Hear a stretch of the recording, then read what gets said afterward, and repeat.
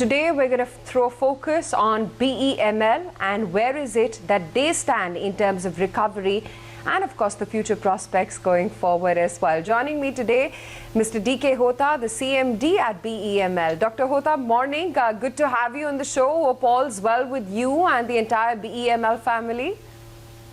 Absolutely, all is well. But of course, the beginning of the year, we did have a little bit of a hiccup. And therefore, our top line did suffer a little bit. But I would say I'm extremely satisfied with the performance. If you look at Q2 results, we are up on all parameters, excepting maybe just the top line. We have come back to normal functioning.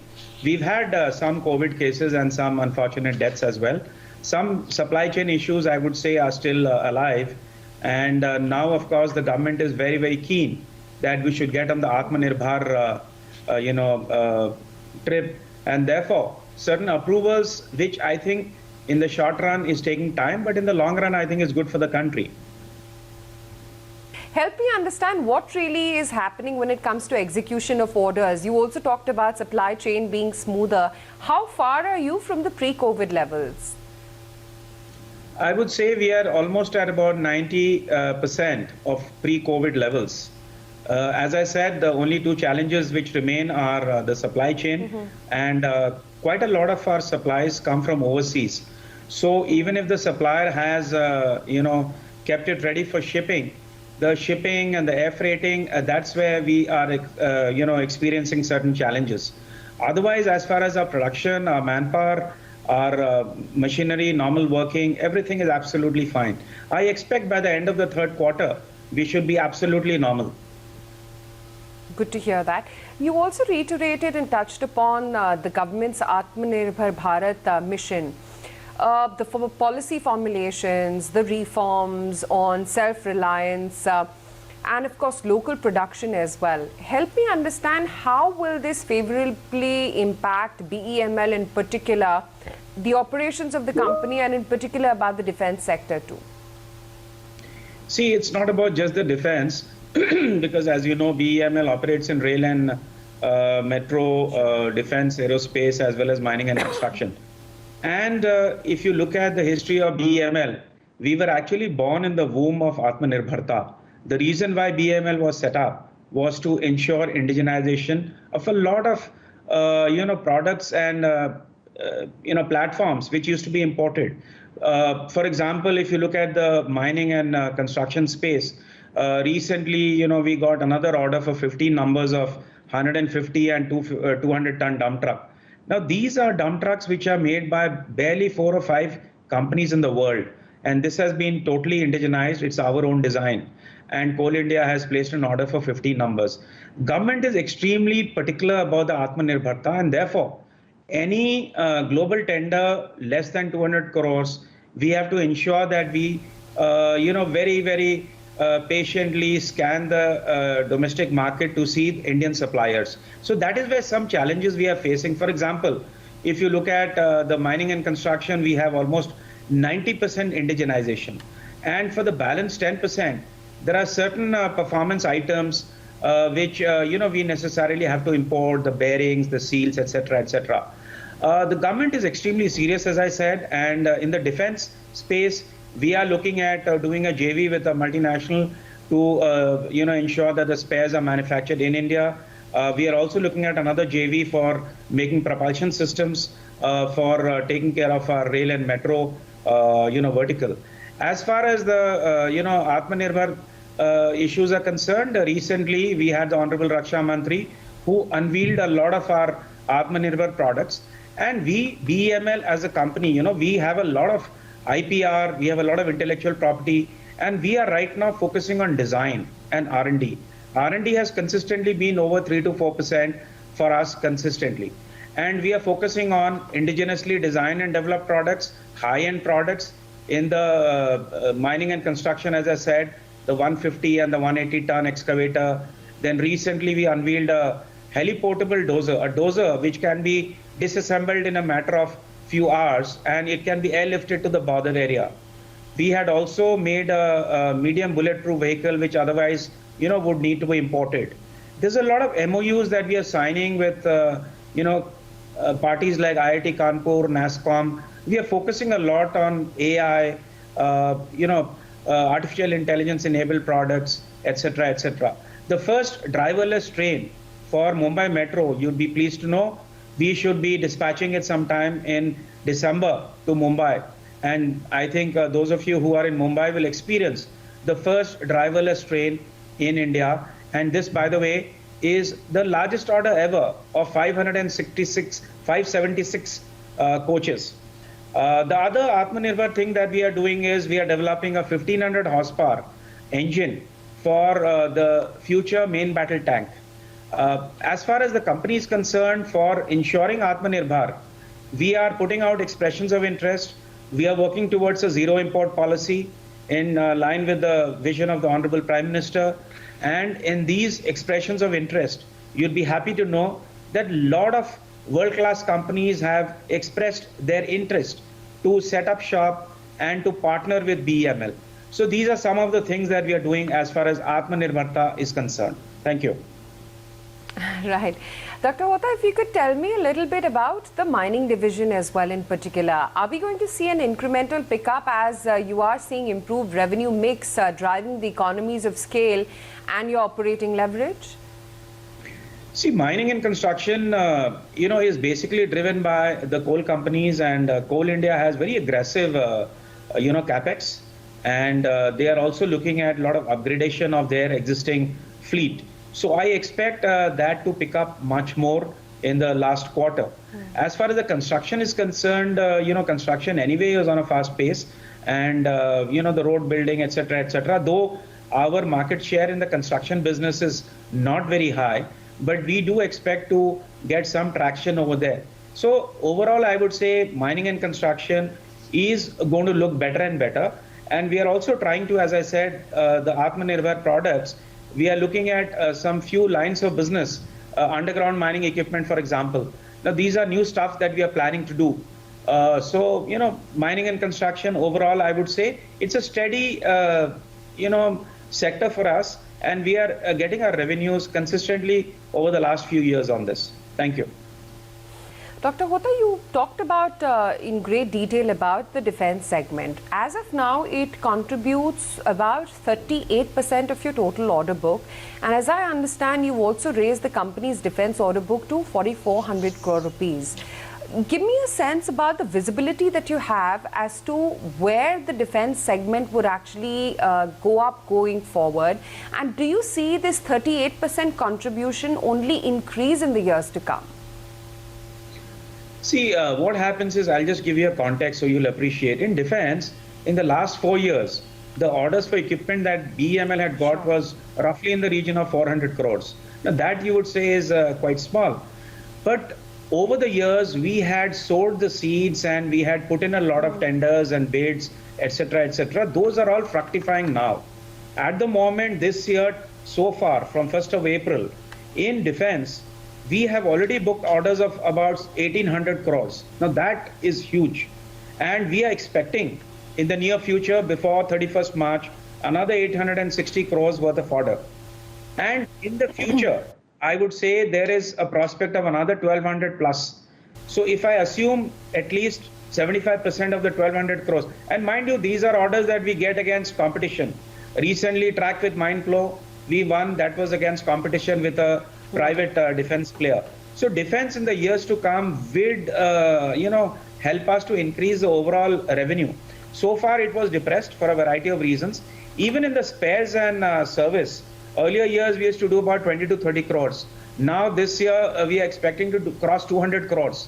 And that I would say is almost a 10 times jump in the last 3 to 4 years. So these are some of the things that are driving the defense. In the defense as well, I would say that the Army wants us to take care of the overhauling of their equipments.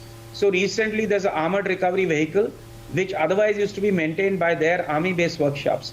Now they have given us 2 numbers to overhaul it for them. Now if that is successful, they will give us more. So there are new business opportunities which are also coming up. Plus there are a line of credit opportunities in the neighboring countries, Bangladesh, Sri Lanka, Nepal. Depending on the geopolitical conditions, those would also fructify. The bridging systems that we are giving to the Indian Army, Bangladesh is looking at, buying those as well. Incidentally, our ministry is focusing a lot on exports, and they have identified certain countries and they have given it to the different DPSUs. Kenya has been allotted to BEML. So we expect to open our office there and, take care of the African market over there. Thank you. That's quite interesting. What visibility do you have when it comes to exports in the defense segment? Defense, as I said, there are some platforms like heavy recovery vehicles, the bridging systems, our heavy duty trucks. These are all looking good. In the next 3 years, I would say, we should be somewhere in a very good number, a 3-digit number. At the moment, as you know, defense, we haven't exported much, excepting some fire tenders to some countries long back. So defense is something, as I said, you have to nurture it, you have to grow it, the line of credit, by the time the opportunity comes and it fructifies, it takes years. For example, at the moment we are looking at opportunity in Cameroon. This is, of course, for the mining and construction. Now, the line of credit had opened in the year 2011. And again, certain procedural things. And recently, I did speak to Secretary Economic Relations, and I told him this line of credit is something that we need to. So they're looking at, fine-tuning and improving the system overall. So as I said, if I'm looking at some business now, by the time it fructifies, it takes at least a few years. When you do a SWOT analysis at BEML, is the credit line really the key roadblock in that sense? Yeah, line of credit is very important because, I don't want to name certain countries. They have categories, category A, B, C. Now, India happens to be in category C in some of these countries, which are our neighboring countries. And if you're in category C, you have no hope in hell to export there. So this is an issue which we have flagged and taken it up with the government, and they are seized of the matter, Secretary DPIIT also. So I would say, for us to, the Indian market itself is quite huge for us. We have to, look at the Indian market and not let the MNCs come and, take our market share, grab our market share. But I would say that in the area of metro, it's a matter of time before we would make some forays. There are a lot of interesting opportunities in the metro space, which we are looking at the moment. Give me some insight into that. I know you talked about the Mumbai Metro Rail and as to how the coaches are going to be delivered soon, the recent order that is. But what kind of visibility do you have for this going forward? See, in the rail and metro, we have expected orders of roughly 3,000 crores, where we have bid and we are hopeful. Out of that, if I assume 75% order comes to me, that's about 3,000 crores. In the little medium term, there is another 8,000 crores worth of orders expected. If I assume a hit rate of 50%, that will be another 4,000 crores. At the moment, rail and metro already has a closing balance of 6,000 crores. Earlier, we were not allowed to export rail coaches. And rail coaches, there is a huge amount of prospects there. The Honorable Railway Minister had kindly agreed that, see, earlier it was decided that only RITES could export rail coaches. So we had requested the government and they have accepted our request. So rail coaches to African countries will throw up a big market. Our unmanned train operation metros, we are extremely competitive. As you know, we in the country have a 45% market share. And this is against competition against the best in the world, all MNCs. So I would imagine this should grow. And the export possibilities that we are looking at is somewhere in the Middle East and, some other neighboring countries, Bangladesh, for example. That's a lot of business which is coming your way, and clearly, an improvement in your revenue segment mix has helped your gross margins to, show an uptick and rise to a 3-year high at about 54%, and that's a solid uptick of about 700 bips that one has seen on a year-on-year basis in the second quarter of the fiscal alone. How do you see your margins shape up going forward? Would you have any visibility on whether or not this upward trajectory is only going to get better? See, at the moment, honestly, while margins are very important, we are focusing on making our dominance strengthened further in the metro space, because there are a lot of foreign companies which are trying to set shop in India.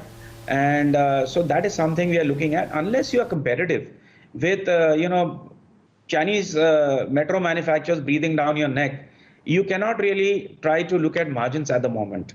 The margins will automatically come later in the long term testing, commissioning. Right now the metros are also looking at the leasing model. They are also looking at asking us to maintain the metro coaches for themselves. So these are new revenue streams which are going to open up. As far as the defense is concerned, yes, these are interesting opportunities. And but what happens? The approval process, unfortunately, is a little long, and this is what the government is seized of the matter, and they are taking corrective steps. As far as mining and construction is concerned, here the margins are good, but I would say multinationals, they drop the prices in India more than the prices in the rest of the world. So therefore, we are looking at attacking them in some of the key markets. There is an export strategy policy that we have come out with. We are in the process of engaging a growth consultant, strategy consultant, one of the top three growth strategy consultant.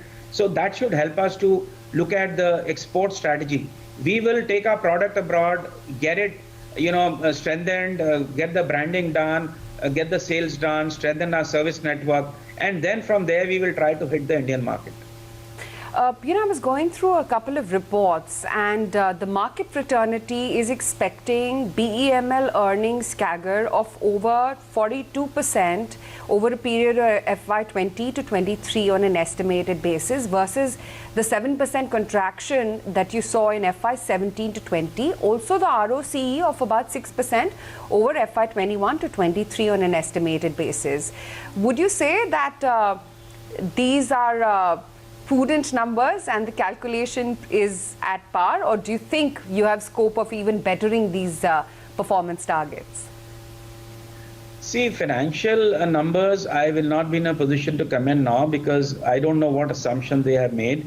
We have a break-even point. If we go more than that break-even point, our cost gets distributed and we make better profits. That is what has been for us. Our material consumption percentage has also come down. Our manpower, which used to be something like 11,000, is now at about 6,200. So that is looking good. Our interest cost has come down. So there's a lot of parameters. If you look at the last quarter results, as I said earlier, excepting the top line, all my numbers are looking good. But I do not want to get into any prediction, astrological or otherwise, because we really haven't seen the last of the COVID impact.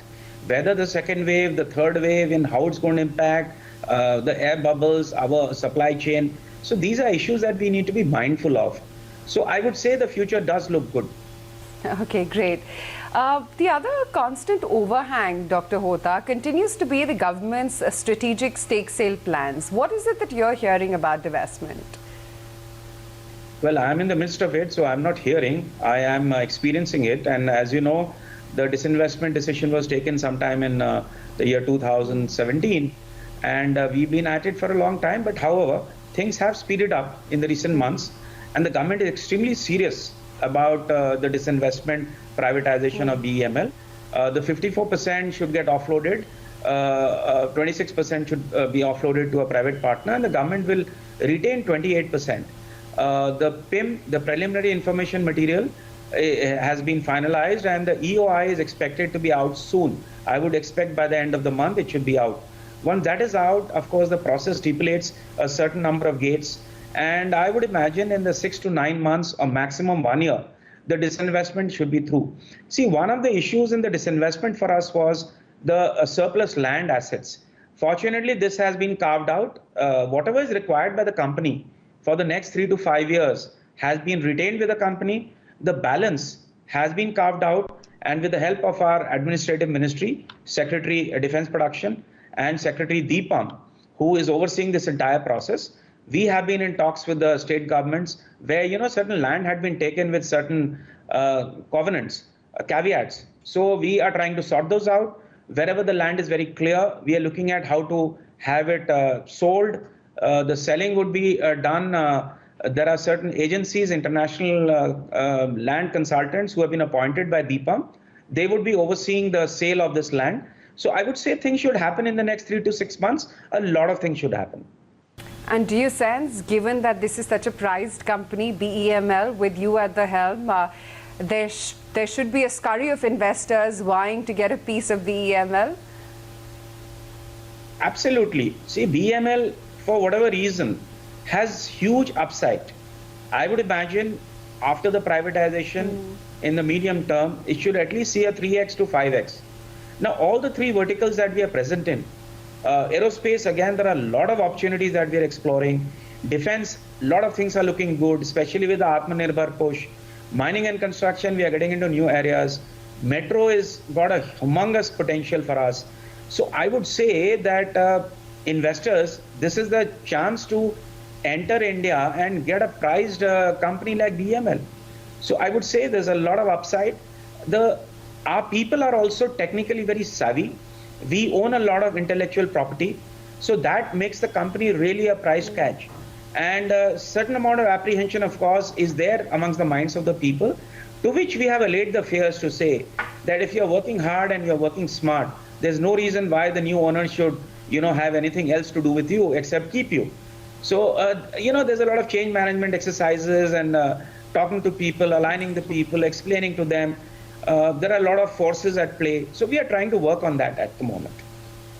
Okay, that's the message for stakeholders. What about shareholders? As a parting message, what would you like to tell them?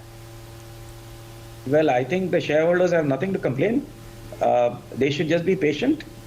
And as I said, I'm not in any prediction business, but I would say that, BEML as a company holds a lot of promise.